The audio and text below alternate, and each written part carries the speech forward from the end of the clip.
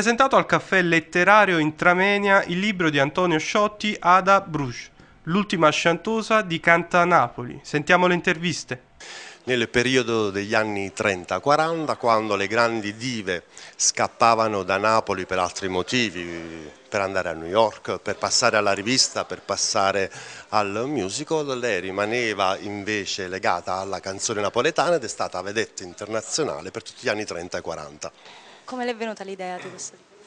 Perché meritava, perché era un personaggio che fosse stato un attimo dimenticato e facendo invece le mie ricerche mi sono accorto che era sempre primo nome in cartellone, sempre protagonista di tanti spettacoli teatrali e musicali e dicevo, era un po' angariato da questa cosa, cioè perché la ricordano poco, quindi penso di averla riscattata facendo questa biografia e di darle la giusta collocazione nel mondo di Cantanapoli. Qual è il contesto storico nel quale si muove questa diva?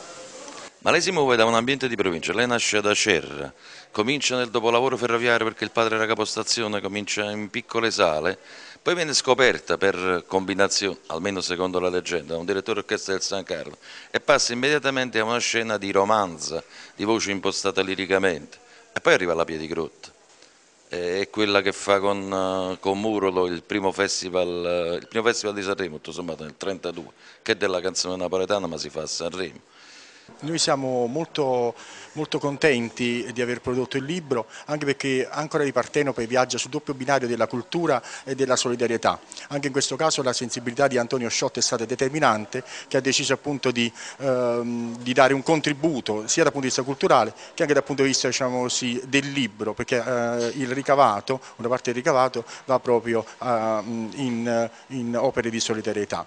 Ma il mondo della canzone napoletana di allora è un mondo fatto di poeti che scrivevano parole fatte per raccontare il sentimento, raccontare Napoli, quella Napoli che viene vagheggiata tutt'oggi ma che non esiste più nella realtà, e quel mondo viene riportato da questi grandi autori con delle parole, dei modi e poi accompagnato da musiche che danno tutto al sentimento popolare di quello che era la Napoli di una volta. Quale valenza può avere oggi un libro su una diva degli anni 30-40?